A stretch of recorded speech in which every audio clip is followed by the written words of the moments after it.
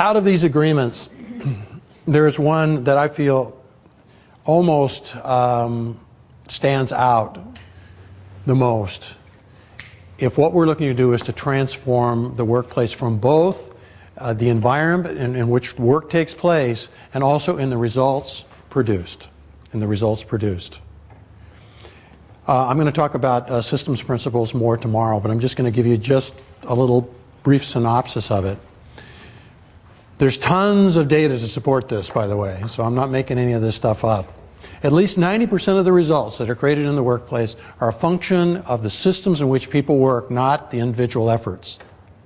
How many leaders in the U.S., probably in the world, but certainly in the U.S., how many leaders in business know that? And how many leaders in business are cracking the whip or trying to get people to do better, or, you know, let's do another team building, or, you know, let's bring in another consultant, you know, to work with the people and get them to do better. Let's fire them and bring in a new one. They have no idea that 90% of the results are created by the systems in which these people work. And it's the responsibility of leadership and management to create systems so that their people can be successful. How many know? Almost none. Percentage-wise, almost none. And is part of that the putting the right incentive, like an incentive-based performance plan? Yeah, it can be, sure. Matter of fact, that was one, I'll talk a little bit about W. Edwards Deming and a couple of the, you know, the great gurus of systems and so forth. But, you know, that was the one that everyone had the most trouble with. You had 14 points, you know, that everybody was supposed to, if you did these 14 points, you'd be a systems thinker and a systems-based leader. But one of the big ones that everybody had trouble with was compensation.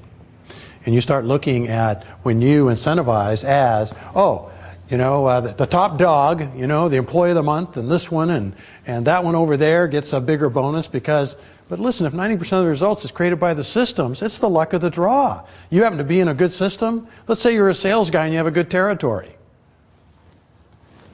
You know, you look great, but you know, you could put Einstein in that territory and he's not going to get any better results.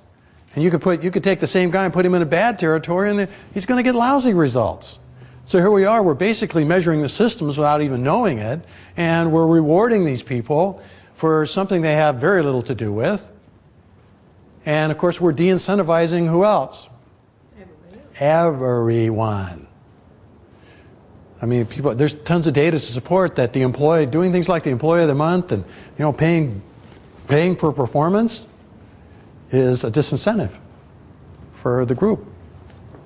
What if it's the overall performance that everybody gets a piece of? Well, there's many ways, you know, that you can structure things, but it's a bit of an art. You know, this learning to structure in such a way that you drive people together rather than driving them apart, because that's the name of the game. If you're bringing people together, then you're probably doing the right thing. If you're creating separation, you're undoubtedly doing not the right thing. If you're talking about... Well, that's what we've done, and I know that we're going to continue to refine it, but it was the last quarter of 2008, we did a bonus plan where everyone in the hospital was bonused at the exact same amount based on the performance of the hospital. Bottom line or other criteria as well? Well, we are just starting our patient satisfaction surveys, so we didn't have that in, but we're going to be adding that. But right now it was just based on bottom line.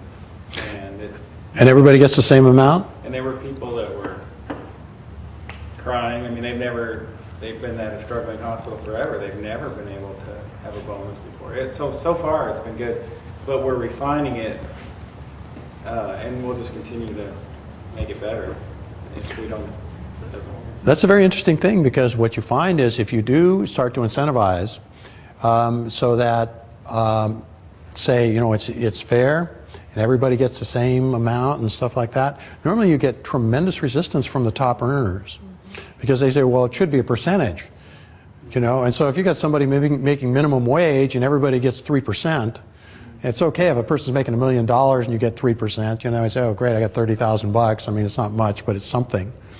But you know, now you've got a minimum wage person, and you know, they get their check for $42. You know, at the end of the year, like that's going to be an incentive. You know, first thing a person does is, they scream, "I hate you," to all of the people that manage over there. And then the second thing is they begin looking for another job, most likely. Right. Yeah, well,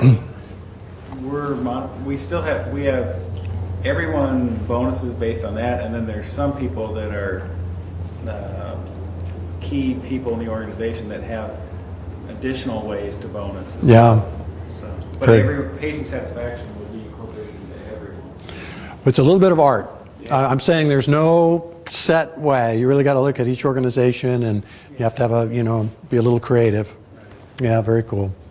So anyway, 4 agreements, masteries, new agreements. I believe that you have a pretty good roadmap for the transformation of the workplace. Yes, Linda.